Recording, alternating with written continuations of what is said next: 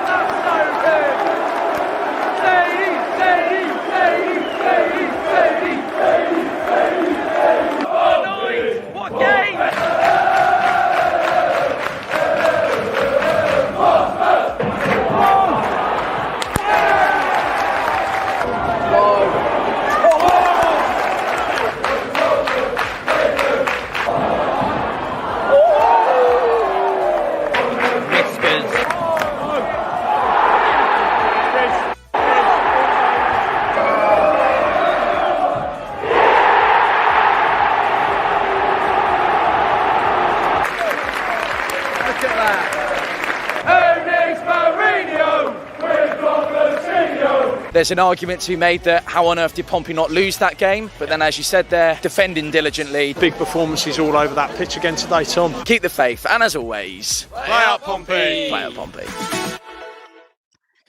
Once again, it's all about what could have been, isn't it? The best moments there from our weekend in Middlesbrough, which we thoroughly enjoyed. Dan, we were talking in the green room, the live sort of, well, it's not live because we get a little bit of a chat beforehand. We've had a bit of a catch up.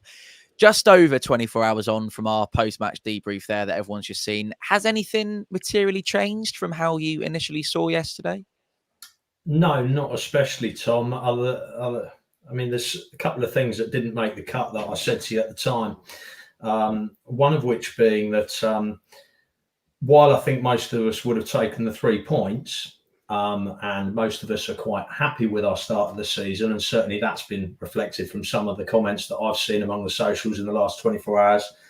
I think professionally, as a management team and as a playing squad, they will be inwardly disappointed, and they will be looking at how they can get more out of these matches and turn it around. Mousinho, for anybody who saw his post-match interview, was just refreshingly honest, as he always is, about that and about being disappointed. And that really echoed what I was saying to you at the time, Tom. So I think for us as a fan base, would we have looked at that fixture list and said that, 3 games, are we satisfied with the 3 points? I think that yes, the way the 3 games have gone.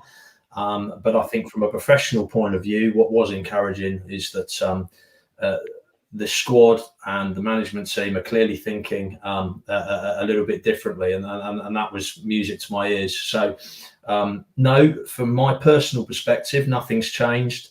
But as we perhaps rightly predicted walking away, they as professionals will be hurting a little bit and thinking about how they can go one better. A very good evening to Miltos, who joins us live on the chat. I saw a comment that you were very excited about this particular live stream, so pleased to be able to bring it to you. Jerry said, we've been playing well with even an injury-hit squad. Been able to score even without Yengi and Bishop. Mark said, can I ask you to give a big up the Suffolk Massive? Mark, if you're a Pompey fan in Suffolk, you can more than have a big up in the Suffolk Massive. Gav said, evening, gents. Assuming this might be an unpopular opinion, we're always welcome to unpopular opinions. How long can we keep saying we would have taken that before kickoff? We're in this league on merit, not to make up numbers. AP said, a real shame we couldn't hang on for all 3 points. Would have got our season off to a real go.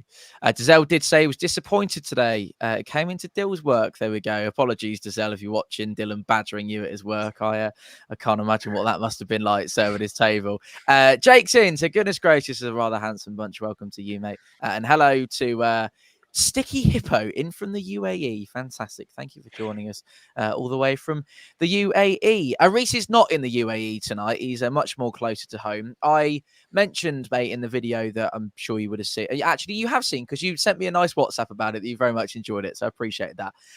I mentioned in the video that there are two sides to a coin in terms of how I read yesterday. It's either 3 points from 3 games from 3 teams tipped for promotion and factor in, as we've seen in the comments there, how light in the water we are, particularly defensively. Dan's already mentioned Mousinho's post-match comments. He said himself he's got 3 championship-level centre-halves still to come back. The other side of the coin, of course, is, and this is plausible concern from some people, not having the ability to see out a result over the course of the season could well end up biting us. Where do you sit? I think you've already alluded to it very clearly, and I think all Pompey fans have to the start of the season. As soon as the fixtures came out, the first 7 or 8 fixtures, you would have grabbed as many points as possible off of them. You couldn't see a win coming to start with, and the fact that we were going into the season hoping to have our starting 11 already sorted out. Well, obviously a couple of signings near the end, of course, but overall having our starting 11 to come into yesterday without Shocknessy, as well as a few players such as Bishop, obviously. And then we've got Towler starting at centre-back with Williams, was a bit terrifying to start with. But again, it comes down to the discussions of, would you expect to get a point at the start of the season, even with our full strength? But I do understand from the point of view that Dan made as well, is that when you're in this game and you are leading away somewhere like Middlesbrough, this is the kind of level of competition that you're going to get. Obviously, no second chances to take all 3 points, especially with the last couple of minutes to go. And I know Moxon's had a lot of hate over the last 24 hours now in regards to giving away the penalty and everything. But you've got to remember, half this squad hasn't had any championship experience coming into this season. And you've got to remember what they did for us last year. So a lot of the players and a lot of the squad in general is having to find their feet, just the same as obviously Pompey fans come to terms with the competition itself. So I am pleased with 3 points from 3 games because of the level of opposition that we're playing against. But I think as the season goes on, the more that we build from this, the more confidence going into each game. I believe there will come a time where we can see out games, and not just see out games, but be very impressive in beating teams 3-4-0 sometimes. Because I believe that we've got it in us, and other fans of other teams so far that we've played believes that we're going to be a very strong team this season and avoid a drop. Wardy, how do you assess Pompey's point at Borough from the outside looking in? I think it is tricky because you are doing this with a very, very depleted squad. You're doing this with an injury-ridden team, and like Reece just said there, you wanted your 11, your starting 11 settled, ready to go for the toughest run of fixtures you're probably going to get all season. It's just a coincidence it's happened at the start of the season when business isn't always done early, but even the business you have done early, as we'll, I'm sure, come on to later with one individual, isn't fit. And when you've got a squad that isn't fit, and when you've got a squad that is depleted and it isn't full of your first team options that you'd rather have playing together, it is made much, much more difficult. I think the seeing out of the games and the sort of split second decision making, something that we mentioned earlier on the podcast, and that's how quickly the championship moves and how different the championship moves to League One. And we're adjusting that as Oxford fans. I think you are as well as Pompey fans. The games are so much quicker. Turnovers, transitions, moments are all so much quicker. In League One, you can score, you can see out a game far easier because Middlesbrough have got that opportunity to find another gear. They can go again. They've got time to go again. Whereas in the league below, it's a case of, we can see out this game. Of course, less quality against us, but also a quality of opposition that haven't got that next rhythm that they can find, another gear, another level of intensity that the opposition can sort of throw at you. So it's all about adjusting and making sure that you learn from these lessons. I think that's what we're doing. I think that's what Pompey fans are doing, is learning these lessons, some harsh lessons, learning the hard way, as well as sort of learning some good lessons that you can compete. And that's a lesson that you should sort of treasure, that you are competing. You played 3 very, very difficult sides. 2 of them have been away, and you are well and truly in these games. You're unbeaten in those matches. So of course, you're in those games. Is it a sustainable approach? No, it's not. I think you're pretty honest in saying, Tom, and everybody involved in Pompey, it's not a sustainable approach. But this isn't the approach that Mourinho wants to adopt, and it won't be long term. This is an approach that is having to be implemented because of the opposition, for one, but most importantly because he hasn't got the players to his disposal. I think it's just even more credit to that squad and to the way that you're sort of picking your moments and picking your chances, that you can still come away with 3 draws, not lose a game, and be under as much pressure as that. I mean, you've got the stats in front of you there. 2.27 to 0.23. That game's ended 2-2. I do a segment on my podcast coming out tomorrow. We look at the graph, comparing the graphs of the Leeds game and this game yesterday being very, very similar. So many teams lose under that pressure because you just, you fall under that pressure and you lose sort of convincingly. But this Pompey team don't do that. And I think that's a credit, but also a sign of even better things when you've got more players that can sort of fit in, slot in, and fresh legs as well can sort of make a difference in those late stages too. Dan, bear in mind the number. Well, I'll explain what we're looking at in terms of the numbers on the screen that Wardy's referred to. So the left-hand graphics, the first half stats, and the right-hand graphics, the second. Bear in mind the expected goals will be weighted slightly because penalty XG goes up. So therefore that 2.27 is perhaps not reflective of the second half as a whole. With that in mind, though, that's right-hand side. Those numbers are pretty damning from a Pompey point of view. But the first one on the left, you could argue Pompey had the better of the chances in the first half, and that's certainly the way it felt in the stands. Yeah, it was. I mean, apart from it was disappointing to concede the header from the far post, but you couldn't think of, I think we had the one off the line, but certainly the traffic in the second half and the intensity of what was required from us was a lot more intense in the second half, Tom. We kind of knew that at half time, didn't we, that they were going to throw the kitchen sink at us. And I suppose psychologically within sport, once we're in that position of having something to protect, it's natural to want to sit in. Mourinho, again, was very critical post-match of the side, feeling they sat a bit deep. maybe invited them on, maybe even let the midfield, run around our midfield a bit, not trap the runners. But I will say in that second half, Tom, that were it not for a massive performance from the back five as a whole, including the back four and Norris, Middlesbrough might have been over the hill and out of sight long before the 89th minute when the penalties awarded. Yeah, absolutely. We're going to come on to the various blocks and saves in just a moment. Excuse me, just a moment. Bad time for my throat to give way. Reece, a lot has been made of the points on the board. My first question to you was 3 points, 3 games, etc. against some really top side, but not much, I don't think, has been made of how Pompey have scored 5 goals away from home in just the opening 2 weeks of the campaign. Well, opening 3 weeks of the campaign. It's not bad going. Well, yeah, especially without obviously Talisman, Bishop, and obviously Yengi's only just come back and came on in the second half. To do it with obviously what they class as obviously without a recognised striker, especially at that level. Obviously Sorensen started at Leeds, didn't he, in the number 9 role? And I think overall, apart from the mistake yesterday from Middlesbrough, Dieng and obviously Clark colliding together for Saydee to score the second, they've all been our own doing with stuff. And I think obviously going into the season, a lot of Pompey fans are a bit worried as to where the goals will come from to start with. The first, like we discussed, 7-8 games of the season, where they're going to come from. And we proved a lot of people wrong and a lot of teams wrong as well with the way that we can finish. Dan, there was plenty of lovely feedback on our production yesterday, which is, of course, all very much appreciated, and we're pleased that you enjoyed it. I saw someone felt that my feeling that we threw the game away was harsh, and I wanted to ask you what you thought of that, because to lead for as long as we did, from minute 25 to minute 90, defend as well as we did, thanks to many blocks and many super Will Norris saves, as you've mentioned, and to deal with the pressure as well as we did, conceding off the back of a clumsy penalty in injury time. Does that not feel like throwing a game away, given how much we'd put into yesterday? It does, but I think you have to put it into context, Tom. Yes, to get that close will always feel like it's snatched away. However, you can look at it 2 ways. You can look at it and say that the penalty was given away clumsily. I feel it was. Williams and Swanson, they were paired up very tight to Clark and Latte-Lath at the time.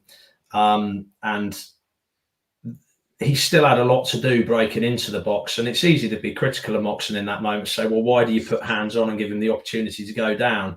So you look at that, like throwing it away from that point of view, I guess. But I think that's unfair on Moxon. It's probably easy to be wise after the event. When you're feeling the pressure, and maybe from a player who's just coming on, maybe a player who's played the 90 minutes doesn't do that. I don't know, but equally, we also said coming away from that game, didn't we, that the Borough will feel like it was 2 points dropped because of the pressure that they had, because of what they created. So I think that both sides coming away from that game will feel like, actually, we threw this away. I would challenge both sets of supporters not to say that it doesn't feel like 2 points dropped. And so therefore a draw probably ends up as about a fair result. We're going to get on to penalty chat in just a moment. Jack, talk to me about Christian Saydee, baby. Yeah, he's a fun player, isn't he? I really like his link up. I really like his physical ability. That's clearly one of his strongest attributes.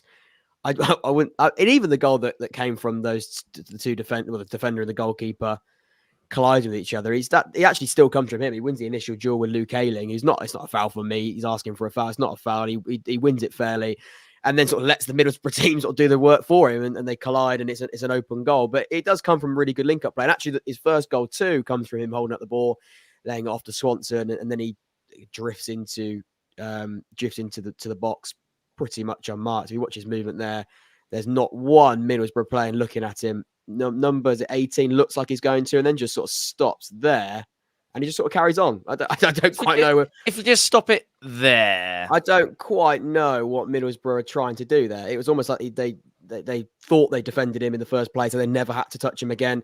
And it was pretty straightforward. Even the shot itself was straight at the goalkeeper. Obviously with power, so that doesn't help him. But no, it's really good play from Saydee. And again, he's got big shoes to fill with Colby Bishop out. But you know, his overall play looks really good, and he's causing havoc really with that ability that he's got. We're going to return to Christian Saydee chat in a moment. For the equaliser, Reece, it just had to be Matt Clark, didn't it? I felt coming into the game that he might have a huge impact on the game itself. I didn't think he'd score, but I knew he'd have a solid game at the back because, again, he was one of everybody's favourite player when he was at Pompey, and I had a lot of loving for him when he did put on the blue shirt. And yeah, I think his career's gone kind of up and down since leaving us. He thought he'd make his appearances in the Premier League, didn't he, with Brighton, but unfortunately just gone out on loan and had that major injury last season with the back. So didn't really play at all. So coming into this season, but I also did respect him quite a lot for not celebrating, which again, I don't have a huge opinion on because I know that's up in arms with people in terms of should players celebrate against previous clubs and things like that. That's each their own with that, if I'm honest. But I did have a lot of respect for him because he just carried on walking off. But yeah, it had to be him, didn't it? It really did. It's bizarre. His goal scoring return, Michael was saying it in the car on the way back. Like, I think 25% of his league goals, because he scores so few, have come against Pompey since leaving us. Something bizarre like that. It's just one of those weird things. Yeah, someone put out a tweet, didn't they, saying that, oh, Matt Clark's goal involvement and goal ratio is this and this and this, and 25% of it was against Portsmouth. Someone just commented saying, well, why didn't you just say he scored once against us? Yeah, leaving out all of the information and just get to the point that one of them was against us. 25%, like literally 4 goals. Yeah. So 25% makes it sound a little bit more special, doesn't it? There is, as Wardy's outlined there, Dan, there's a little bit of fortune from a Pompey point of view following what was a crazy first half at this point for Saydee's second goal. It's a proper mix-up from Borough, but you need your composure in front of goal to finish in that position, and Saydee had it. Yeah. First could have goal, fluffed it. He could have done, but first goal... That would have been the worst miss ever, I think. If he'd have missed that, I think that would have been the worst miss of his life. Yeah, I mean, Jack's right, and, he still had to be there, still got the job done with the second goal. The first goal, I just want to wind back to a bit. Anybody who watched your Luton video, Tom, will tell you that, I said coming away from the game, the ball that flashes across the box where he steps over and leaves it for Lang, and it doesn't connect with Lang, and I'm sort of saying to you in that moment on that video, if it falls to a more natural finisher, a Sorensen or a Bishop, he's, with the way he's taken that first goal as clinically as he has done, first time on the first touch, he's just shoved my words right back down my throat, to be quite honest. I've never been more proud for anybody or rarely been more proud for anybody to shove my words right back down my throat. Somebody needs to do it. He was a class act in the first half. He was busy. He brought people into play. He held the ball up, and he got on the end of things. He was the complete package in the first half. I'd also like to just mention, in regards to Saydee, this is, of course, is that he had a lot of criticism coming into this season if he'd make the step up to the Championship as well, purely off of the fact that obviously last year he didn't start a lot of games either, and people thought that he was a bit of a squad player last year, let alone coming up to this standard that we're playing in now. And again, it just, like Dan echoed, he had his opinion on what happened last week against Luton. I think he's definitely proved a lot of people wrong already this season, and he's upped his game a lot. And I think this league's more suited to him, actually, a little bit more. Absolutely. I think Saydee's probably going to be our man of the match, although I know Saydee's going to be our man of the match. It could be Will Norris, I suppose, but I think it's probably going to be Saydee. So we're going to come back to that in a moment. And I've got a few numbers from Saydee from yesterday. And also, Reece, let's not forget that he was completely out in the cold, wasn't he? In January. He was. I don't think he was even anywhere near the squad. So it's this sort of, it's a lovely redemption arc story, isn't it? And it couldn't have happened to a better or a nicer bloke, because we all love Chris Saydee massively. And you can see from the smile on his face that he's absolutely loving life in a Pompey shirt at the moment. Mike said, as much as we all love Colby, I really think he'll struggle to get back in the side when he's fit to play again. When he was injured last season, we found we can score without him. Michelle said, I really can't believe that people feel we threw the game away hardly. Pompey did amazing considering the weak defence. Well done, all considered. Swanson outstanding. Swanson was outstanding. I'm going to talk about him in a moment too. as well. Let's talk about Will Norris then, Wardy. He obviously it's probably come at quite a timely occasion, hasn't it? News that, well, confirmation that Pompey have signed Nicholas Schmidt this week as a goalkeeper to come in. I remember having this conversation with you, I think this week, that it would be a little bit perplexing and bizarre for Pompey to spend a fee on a goalkeeper that they're not going to start as their number one. Where do you think that leaves Will Norris? And do you think it was perhaps not a good time for him to have a great game? Because I think that would be harsh, but show perhaps his mettle, show what he's made of at Middlesbrough yesterday. I think it's difficult. Leading on to the conversation that we had, I feel a little bit uncomfortable with two goalkeepers that are desperate to play or have been told to play. Because I think every player is desperate to play. No professional footballer doesn't want to play. But two goalkeepers in one position, and also it totally depends on what this new lad's role has been assigned, to be honest. You know, if he's come in to be a backup goalkeeper, then he's going to be the backup goalkeeper. If he's a goalkeeper that's been coming to actually actively push Norris to be the number one in the near future, then that's slightly different. I do feel a little bit nervous about it because I think goalkeepers will make mistakes across the season. Every goalkeeper will. And the idea that a goalkeeper makes one mistake and then feels like he's completely out of the team, or that one mistake is going to be his position lost in that instant, I think is dangerous. I think it's really, really dangerous, because a lot of being a goalkeeper, and I'm not a goalkeeper, I'm about 4 foot. It would be stupid to put me in goal. But if you are a goalkeeper, I think it's really, really important that I think confidence is one of the most defining aspects of that role. And if you're not feeling confident in all, and again, we could delve into all of the details of it, but the biggest thing that I've got from that is the confidence of a performance and a player in that position. And if you've got somebody that's always sort of looking over and you're constantly looking over your shoulder every time you make a mistake, or every time you start thinking you could have done better, that can get a little bit dangerous. However, the opposite side, and from a manager's perspective, from a squad perspective, strength in depth, right? You want the strongest, you want a really strong goalkeeping unit, and by bringing in another goalkeeper that seems to have some very, very good reviews from where he's come from, I think it's a really good addition. It does add quality and strength in depth. But yeah, I'm personally uncomfortable with having two goalkeepers like that, because I think you're always looking over your shoulder, and you can very, very quickly start dropping into double standards, and you can end up the season having 20 games with one goalkeeper and 30, 40 games with the other, and across all different competitions, and it can get a little bit messy. I think stability is important. I'd also like to add that, though, Jack, I completely understand where you're coming from with that, but also look at it from the other way, is that obviously the standards are now going to be expected even higher of him now. Sure. Because otherwise he will then lose his spot straight away. And I think we were evident to it yesterday that Norris probably had one of his best games for the club yesterday, in the way that he obviously kept us in the game constantly. And I just feel that now that this other goalkeeper's coming to take his spot, he's raised his game, knowing that obviously that competition is definitely going to be there. And I know you mentioned obviously about dropping standards and things like that, and obviously the confidence. I actually think it's the opposite. It's going to gain him more confidence to know that he doesn't want to lose his spot now for this club.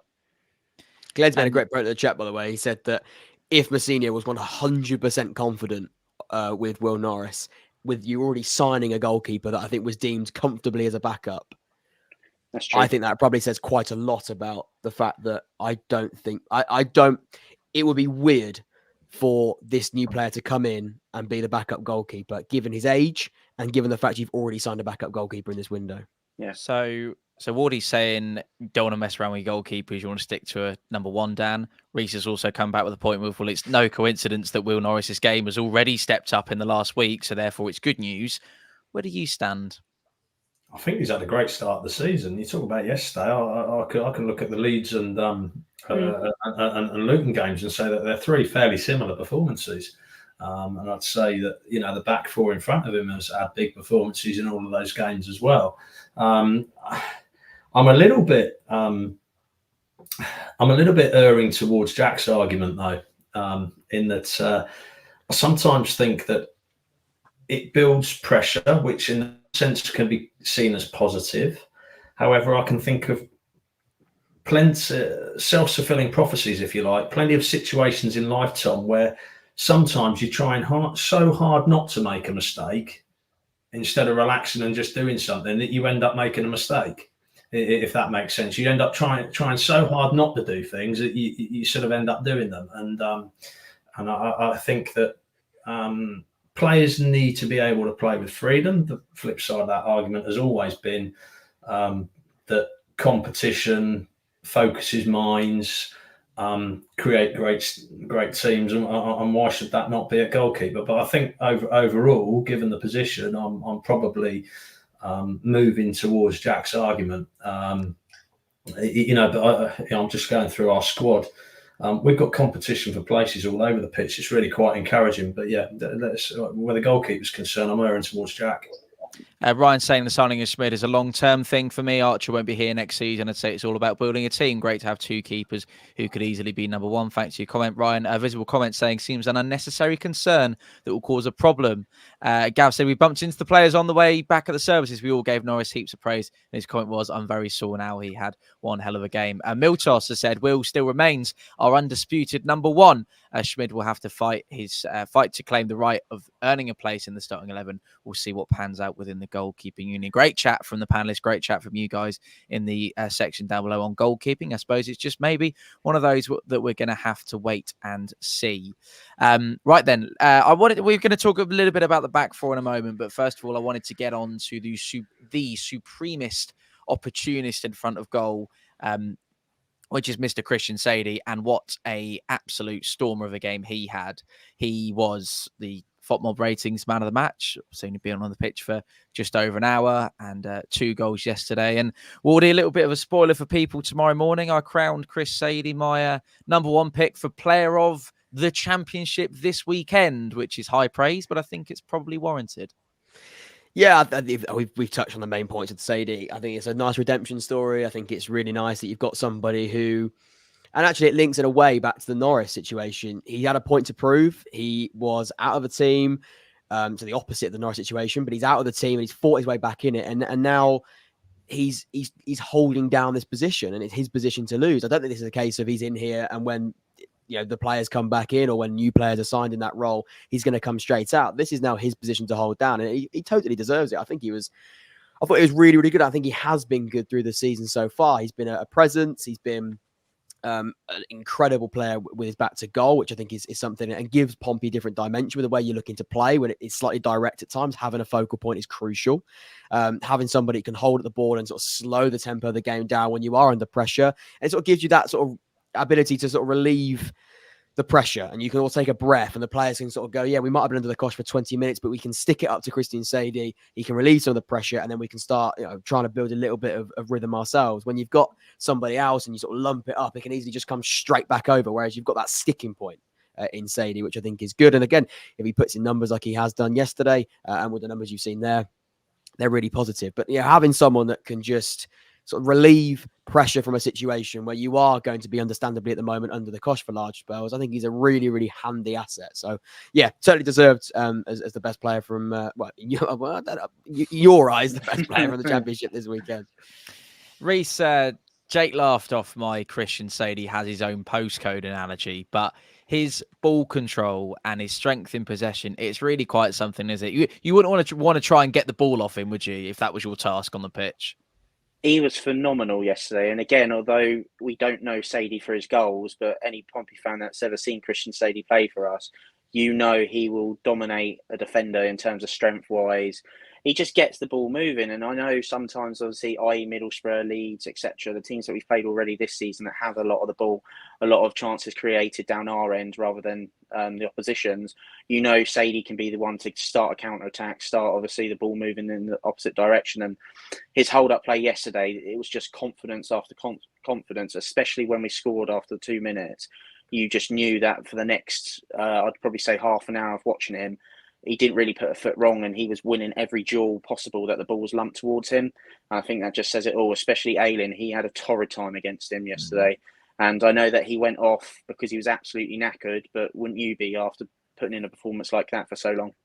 Absolutely. There are well over 200 of you joining us live here on 4-0 Sunday Live this evening. Very good evening to you all. If you've missed any of the show so far, we're well over halfway through. You can always go back and watch. As soon as we're off air, the whole show will be up ready for you to go and see. So please make sure you go and do that so you don't miss a moment of it. It's easy to forget, Dan, isn't it? Joey's raised the point there. Saydee's only 22. It doesn't feel that way, does it? For one reason or whatever reason it is, it just feels like such a more complete, rounded and experienced footballer than that.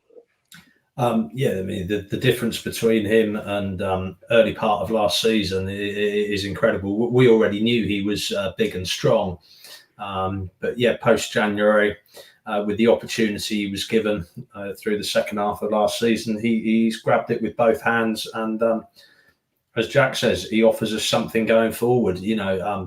Everything that, Colby used to do, Saydee can do. And I do mean that about Colby, to get 20 goals in over 2 seasons playing the way he did, where he was the focal point and laying it off and then running to get in position, was some achievement. But Saydee's now filling those shoes as well.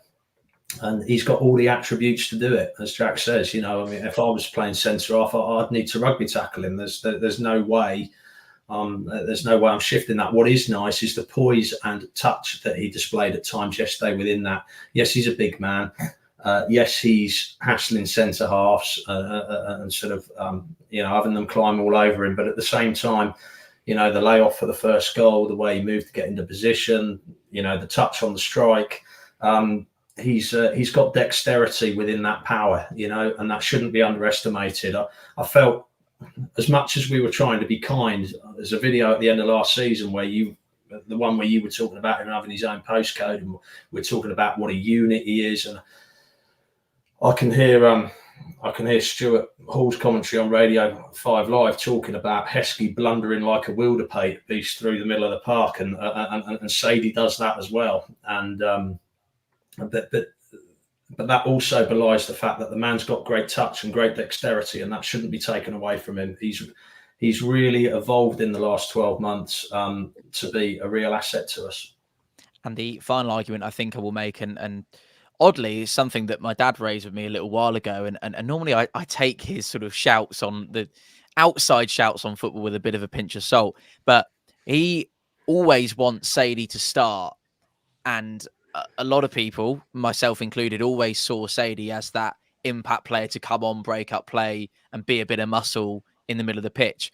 If yesterday taught us anything, it's that Saydee can very much hit the ground running from the starting 11 and get it amongst it. So, the boy has got all but it all, and I'm delighted for him. Credit to him as well. Looks like he's trimmed. So that's very good use of the term there. Looks a great athlete. Hasn't lost any power as a result. A huge kudos to him as a pro. Mitroi said opposition teams fear Saydee. Imagine coming up against him for the first time. Nightmare is an understatement. That is a perfectly timed comment, AP, because that is exactly what we're going to come on to just now, is transfer activity this coming week and transfer activity that's happened already this summer. Last couple of bits, I'm super proud of Zach Swanson, how well his afternoon went yesterday. I think he's excellent, as was the diligence of the entire back line yesterday, which again wasn't full strength by any stretch. And we understand that Connor Shaughnessy was ill and therefore wasn't involved, and they all stepped up masterfully, as we've said. One final thing before we do go on to transfers, Reese, is yesterday the boys perhaps spent slightly longer thanking the fans than usual, whether that was through the circumstance of the game not quite going our way right at the end and then feeling a little bit more emotional about it. But it certainly was a nice little touch. And Dan mentioned it in the video, an example of how good the togetherness is between the squad and the players in the stands, fans in the stands. I think also you've got to understand as well, Tom, that, where they're human beings, they understand how far you've travelled to obviously go and watch them play and obviously earn their money. And they believe that obviously the fans stuck with them throughout the whole game, singing, for 90 odd minutes. And I think, like you said, just that little bit longer to come over and appreciate you guys for going, because it's, pretty much like 640 odd mile long day trip, there and back in a day is an absolute nightmare for anybody. And I think they just appreciate you sticking with them, obviously, and being there till the end. So I think that's probably the main reason why they came over a bit more. Any more from anyone to add on Middlesbrough that I haven't covered? You have 5 seconds to put your hand up and say it. Otherwise, I'm going to move on to transfers. No, lovely. 12 Pompey arrivals this summer so far. We are expecting at least one more to be confirmed before the window shuts this coming Friday, potentially more. We'll get onto that soon. I wanted to first, Jack, focus on someone that you tipped for a championship move this summer, not necessarily to Pompey, and that was a certain Mr. Harvey Blair. Yes. Yeah, I think it's difficult with players like this because we haven't seen them really play professionally properly, and that's difficult. But I think if anything to go by with Pompey in the last couple of years, or definitely last season with loans, this obviously not being a loan, but the example goes, Premier League 2 players tend to do pretty well at Portsmouth. So if anything's to go by, there clearly is a market there that Pompey are looking to exploit, and again they have done that. If you look at his Premier League 2 numbers, they're fantastic. If you look at the clips, and as we know, YouTube clips are that's what that's all that matters, isn't it? Really, YouTube clips. That's all that teams look at. So they look good, and I joke because obviously you have to take into account that this player has not played 90 minutes week in, week out of professional football. He has got an abundance of potential. He has got an abundance of talent, but consistency on a professional level is something that he just has not been exposed to. So we joke about clips and we joke about you having joined the Premier League 2 market. I think it's a fantastic acquisition on a permanent transfer too.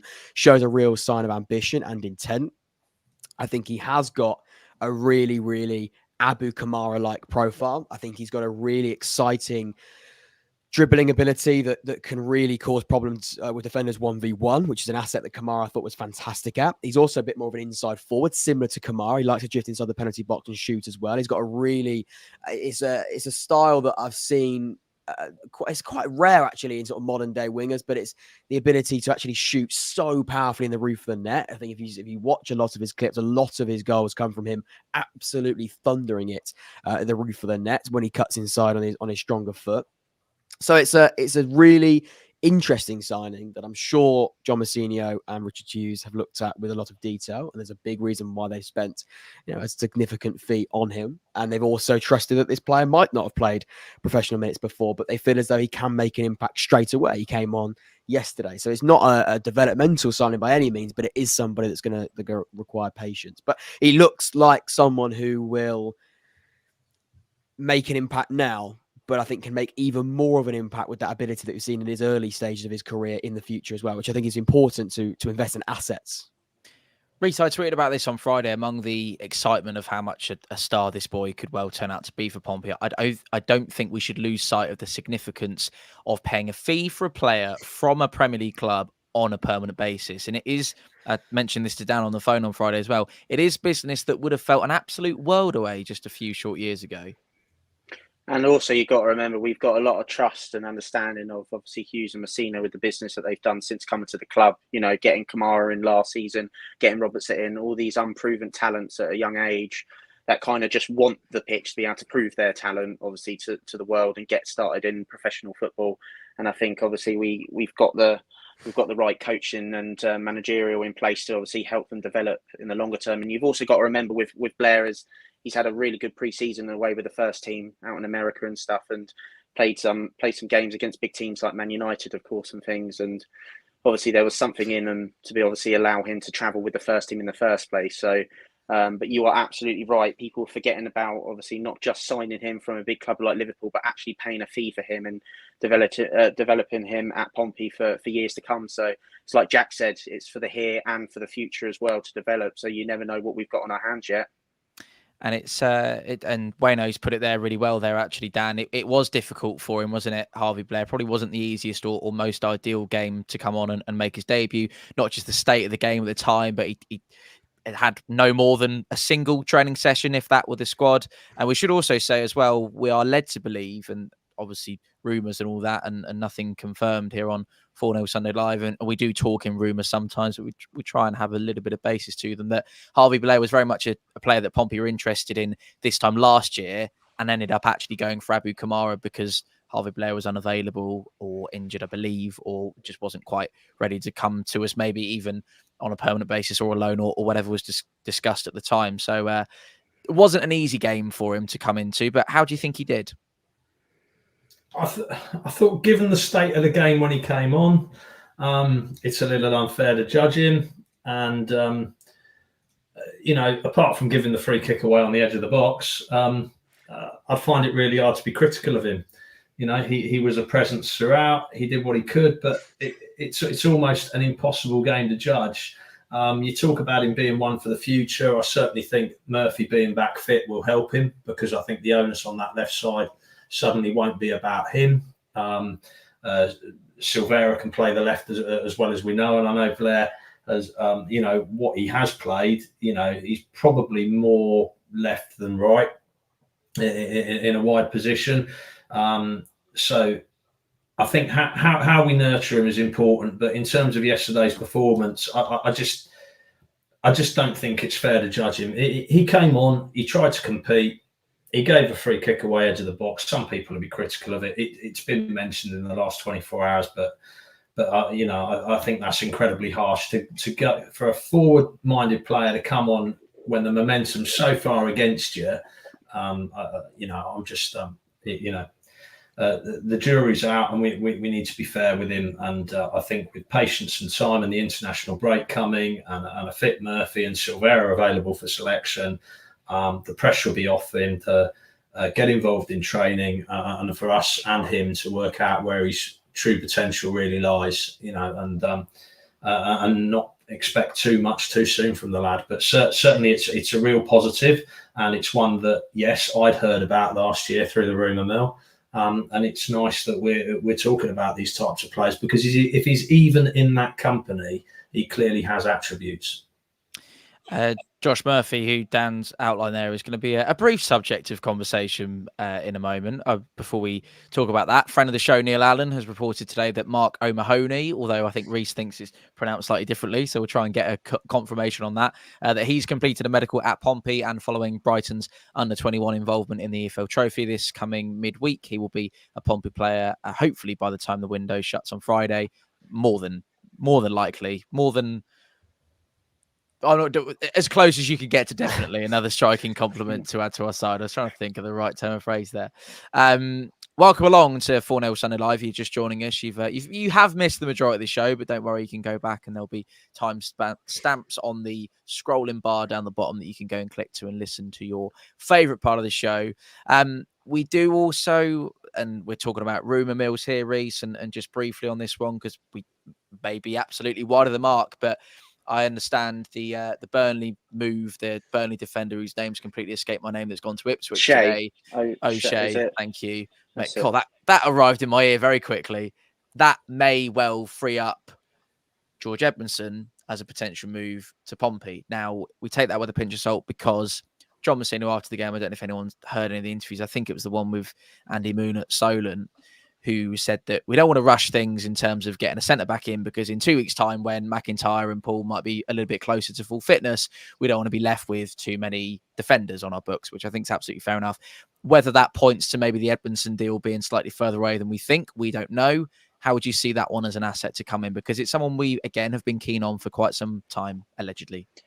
I think it's a tough one, because a lot of Pompey fans just expect it to be so simple as this name's been pulled out of a hat, and if they've got any experience in this level, then go out and sign them. And if we don't sign them, as clear as black and white as it is, then we failed, basically. But it's never, ever like that. They have their targets. They have the ideal players that they want to come in. And like you've just alluded to, we do have centre-backs to come back into the side. And also, you've also got to take into account that we're not in League One anymore. We're in the Championship alongside other well-established clubs that are obviously looking at players just like Edmondson, for example. So it isn't just a case of that because he's become available that we can just go out and have, conversations with him. We've got to sell the club to him, and that's why players like Blair and that can see the vision, see the future with where we're taking Pompey. But it would be really, really obviously a statement of intent if we was to bring him in, because I believe he came on for his debut in the Premier League as well, didn't he, against Man City in the end? He actually came on. Yeah, so it just shows you that obviously there are still a lot of talent in him, obviously, for McKenna to bring him on at the Etihad. But I believe that now, like you said, because they're signing O'Shea from Burnley, it does free up another space in terms of for us to bring in another centre-back. And I think a player like him with plenty of experience at this level, especially as well as League One, you can't look two ways around it. But unfortunately, because there's other clubs in this league that will be vying for his signature, it'll be really, really tough. But you still got to just trust the process and see if he fits into us if we can get him. Regan Paul coming back will feel like a new signing indeed. We haven't got quite time tonight, Joey, but Kamara for Dortmund, and I'm sure Dan will probably notice the Papa Boupa Diop elements to his game when he starts playing, certainly, and I think we all look forward to seeing that. Not that you'd be the only one that remembers Papa Boupa Diop, Dan. So, Reece, did you watch Papa Boupa Diop? Absolutely. Oh, good man. I've been going since 2002, Tom. So good man. Did he Good have the number 25 shirt as well, Kamara?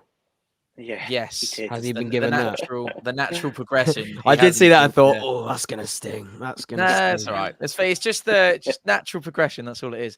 We're very quickly running out of time, Wardy, as I'm sure you can see. So let's get the Josh Murphy chat underway and we get a little bit of conversation in on Sunderland before 8 o'clock.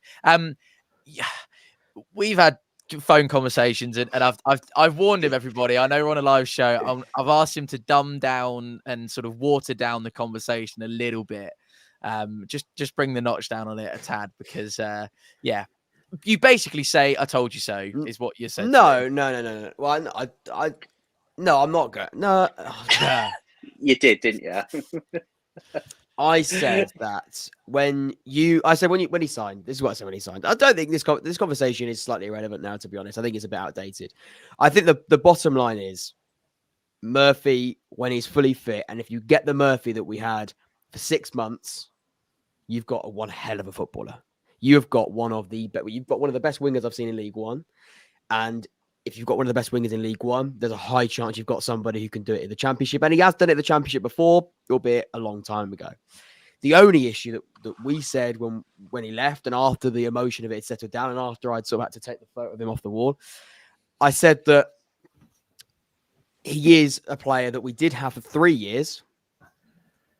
3 years? Or was it 2 years? 2 years, I think. And 1.5. Yeah, that's it. 2 seasons. And for 1.5 seasons, so for 18 months, he was unavailable and he was not at the level, and that's a mixture of both. At times he was playing and he wasn't at the level, and when he was playing he wasn't at the level, and when he wasn't, he just wasn't in that squad. And again, it was someone that we thought was serving his requirements. Liam Manning, famously in the Oxford world, told him he could leave in the summer before, and the reason why that's quite a prominent thing now is because you know what he did and what he went on to do at Oxford that season when he played a crucial role in our promotion. So yeah, when he got injured, I think it was a case of this is someone that has had bad injuries in recent years, and that's something just to keep an eye on. Oxford made a decision in the end that they had a cap to the amount of money they wanted to give him on that new contract. We stopped at that level. We stopped at that cap that we set ourselves. It was going to be the highest paid player in Oxford United history. We stopped at that level. And then we said, yeah, this is not something that we can work with. And Josh Murphy clearly said, well, there's a team that's going to offer us better requirements, a longer term deal. And that was Pompey. But he has got to stay fit because the problem with Murphy is he doesn't have 2 week injuries. He has long ones, and that's a problem. And that was only meant to be. It was only meant to be a little. I know, and that's what I said. Well. That's when he said, "I told you so." That's sort of what he was insinuating. The problem with having wingers having little injuries is absolutely fine. It happens. With Murphy, he doesn't do that. He doesn't do that. He has weak injuries, and then you sort of go, "Where's Kamara?" And he goes, "Yeah, we'll be back soon," and then he doesn't bloody come back. So he will come back because he's a different player now, and I believe that his mindset and his attitude and his off the field stuff that is very, very important with a footballer and a professional footballer is far more settled. So I think that's a massive boost for Oxford, and it was a massive boost for Oxford, and it was a massive boost for Pompey. Now he signed for them, but just calm a little bit, I think. Well, fingers crossed, and we hope that the environment that he's in now as well, and that's nothing, no disrespect to Oxford, but we really hope that Richard Hughes, John Messino, they can get the best out of him. John Harley, Jess Raymond, they I'm sure will be sweet as, hopefully, on that, fingers crossed. Where does the time go on 4-0 Sunday Live? We've got 5 minutes to quickly cram in on Sunderland. Get your score predictions for the upcoming weekend in the live chat down below. We are talking about the visit of the Mackems down to Fratton Park. It's going to be a tough one, Dan. It's always been one of my favourite games to cover on Fournilwrittenalloverit. If you go back on the channel, there are plenty of videos in which we've played Sunderland, the playoff legs, the successful Wembley final, and an actual Fournilwrittenalloverit itself at Fratton Park. Funny enough, the last time we played them in the league. Yeah, we beat them 4-0 at water polo, I seem to remember. We did. It was... yeah, they've had a great start, haven't they? And that kind of states the challenge. They've had a great start in a league that, as I said to you yesterday, is quite frankly crazy.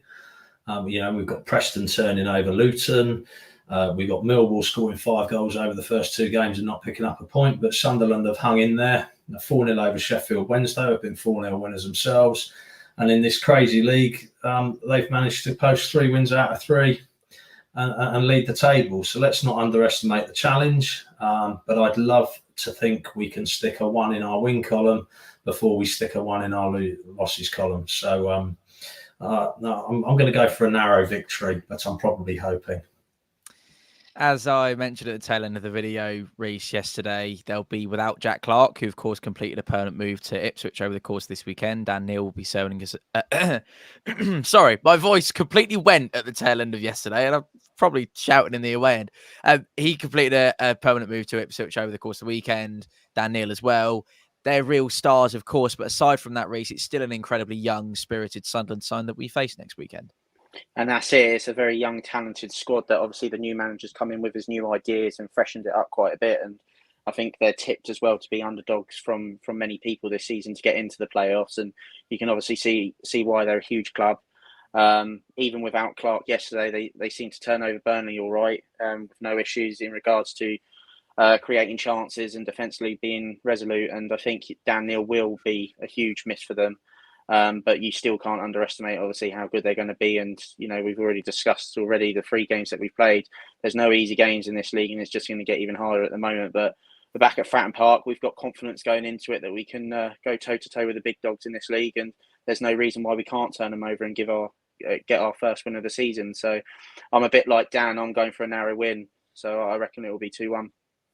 And I did a little bit of digging over the today, and actually their 1-0 is maybe slightly flattering of a scoreline. It maybe could have been, as you say, Reece, maybe a little bit more of the scoreline that they had against Sheffield Wednesday. And perhaps actually it was more of a 4-0 game than the Sheffield Wednesday was yesterday, if you look into it a little bit further.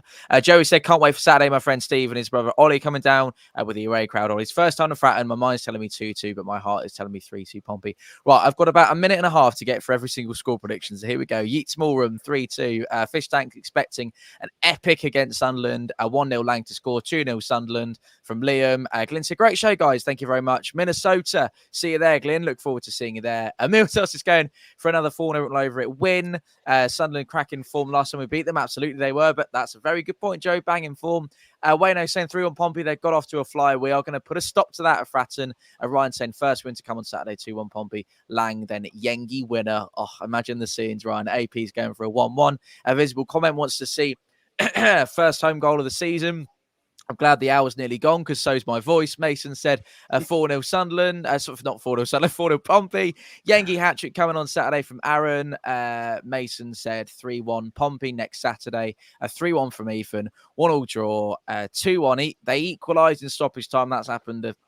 Then they equalised in stoppage time. Yeah, that happens quite a lot around here at the minute, doesn't it? Stephen Rolfe on Facebook's going through a 3-2 Pompey. Mr. Jack Ward, you have the closing words. Surely you're not going to ask me for prediction. I'm glad you're not going to ask me for prediction. That's dangerous, isn't it? That's really dangerous. Oh no, I wanted to ask you for a prediction as well. Well, first of all, I say that Sunderland are looking really, really good. They're also looking very different to the type of opposition that Leeds and Middlesbrough are. I think my prediction, a bit of a nuanced, boring prediction, is I think you're going to see more of the ball than you did in the Leeds game, the Middlesbrough game, and probably the Luton game. It's going to be how you defend their wingers and how you defend their overloads, with Joe Bellingham and Chris Rigg just absolutely pulling strings right now. That's how you stop this Sunderland team. In transition, they are naughty, but you will have more of the ball. So it's just defending the turnovers. Yeah. I'm going to go draw. I'm going to go 1-1. Good man. Reece, boy, it's been a pleasure. Yeah, it's been absolutely lovely, and I'm finally glad to be back, obviously, on the 4-0 Sunday Lives and seeing other fans back at Fratton Park this season. So it's early days, but long season ahead, but an enjoyable one. Daniel, pleasure as always, sir. Absolutely. Thank you, Tom. And Wardy, from the outside looking in, didn't do too badly there, son. No, it's okay. I've lasted an hour without getting called anything nasty, so it's all right, isn't it? You're well versed to this now, mate. You've done plenty of these. Thank you to all of you on the panel. Thank you to you at home as well. That is I'm afraid all we have time for. The hour goes so quickly on 4-0 Sunday Live, which hopefully means you've enjoyed yourselves at home. Remember, if you're just joining us or have only seen the tail end of the show, the whole thing will be available to watch on the watch back straight after the show. Extending a massive thank you to everyone on the panel. A massive thank you to you for joining us. We'll see you next weekend. Thanks for keeping us on right to the end of the stream. Keep the faith, and as always, play up Pompey.